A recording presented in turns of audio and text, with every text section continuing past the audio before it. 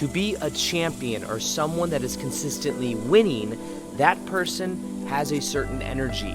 And in this video, I want to share with you what that energy is, the mindset shifts that can change everything, that can allow you to win more of the time, but also to be at the top of your game. Welcome back to another video. My name is Aaron, and I help people expand their consciousness. Now in this video, I'm going to be sharing with you the mindset and vibration of a champion. Now whether that is somebody like Michael Jordan, whether that is someone like a famous tennis player, whatever sport you like, the person that is dominating the sport, the Tom Brady of football, the Michael Jordan of basketball, whoever it is, there's a certain energy and a mindset they have that is allowing them, that is in a way gifting out of them that ability that they have to be the best in the world. And this has to do with understanding the identity that they have and how they relate to that. Now, I was watching a UFC fight just a couple days ago, and there's this guy, this old champion. He was a champion 2 or 3 years ago. His name was TJ Dillashaw.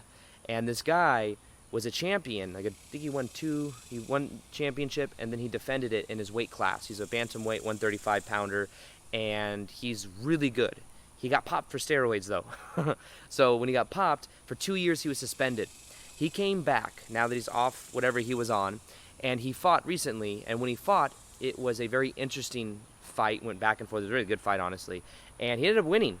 And when he won, the interesting thing was he was being asked afterwards by the interviewer, saying, so are you surprised by winning today, and how does that make you feel? How does it feel to be winning, to have won that? And it wasn't for the championship belt. Probably the next fight he fights will be for the championship belt now that he's back after 2 years of being off. And he said something very interesting. He said, I wasn't surprised that I won. I expected to win. I actually believed I would win. I didn't know how hard or how easy it was going to be for me to win, but I knew I would. And the interesting thing apart that is he said something else that I found very interesting. He said it was natural for him to win. It felt natural for me to be in there. It felt natural for me to be in front of, millions of people watching me. It feels natural. Now, when you look at that, the energy dynamics behind that perspective is that if it were on a pedestal, it would be this thing that you'd vibrationally butcher up. It'd be this really cool thing that happened. And if it's on a pedestal and it's not natural for you, it many times is blocked from coming into your life. I remember when I was first dreaming about one day being on YouTube and making a great amount of abundance and money. I remember thinking about that. It was on this big pedestal. I was like, oh, if I had all of that abundance and that money, this is what I'd do with it. But what I realized is it didn't come into my life until it was natural for me to be abundant. And by natural, this means I became the version of me where it was natural for me to be extraordinarily abundant. I became that version of me to where it is natural. That's one of the things I want to talk about. So for a champion to be doing what they're doing, they put in the hard work to where it gives themselves permission to where it is natural for them to be in that mentality. Now also someone else that we can look at, and I like UFC, so I'm a little bit biased, but you look at Jon Jones. Jon Jones is in the UFC as well, and he's this guy that's in the light heavyweight division. Now he's actually moved up to heavyweight, and he's gained some weight. But he completely has dominated the light heavyweight division. Now, one thing he would do, I'm not saying that this is what we should do, but he was on Joe Rogan, and after his fall, one thing he talked about was what he would do in order for him to get into the mode of him being a champion, to decrease importance, because if he were to go into and wanting to be these fights, these big fights where all this light and all these people paying attention, if he were to put it on a pedestal, he would feel fear. So what he would do is a week before these fights, he would go get obliterated drunk, and he would do drugs and stuff. I'm not saying this is the key, but by doing that, he then had in his back of his mind that if I were to lose this fight, it was because of this. He would lessen the degree of importance.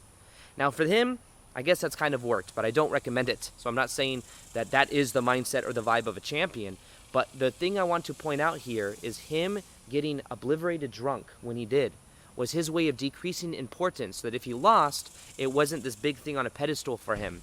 And he would do that before all of his main fights, and he would still win, which was kind of crazy. But one other thing that I think is so important to understand is, I've heard Michael Jordan talk about this, I've heard other amazing champions talk about this, is they fall in love with the game.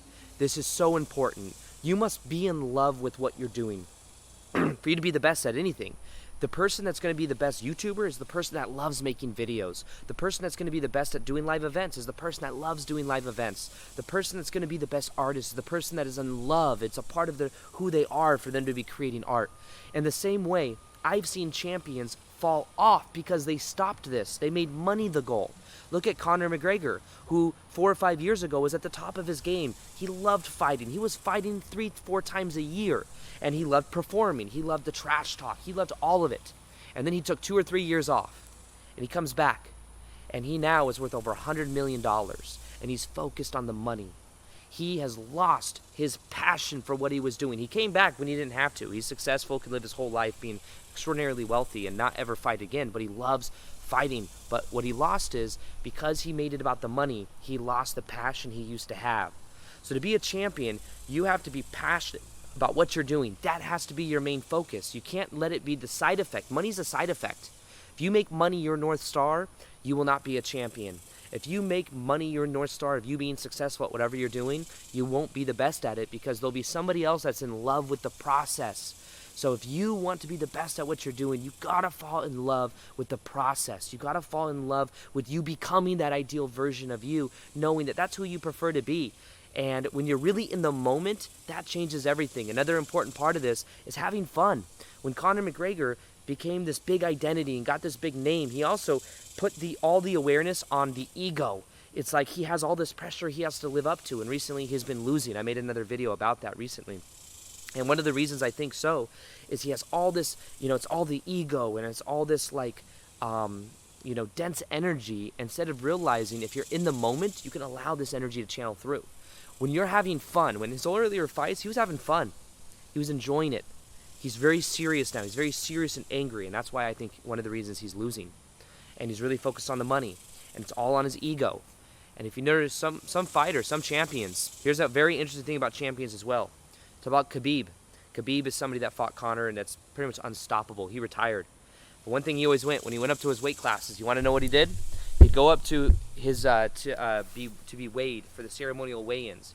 He'd weigh in, and what he would do is he'd do this thing. He'd go, me? No. That is what he's really given the power up. To him, he's more in religion.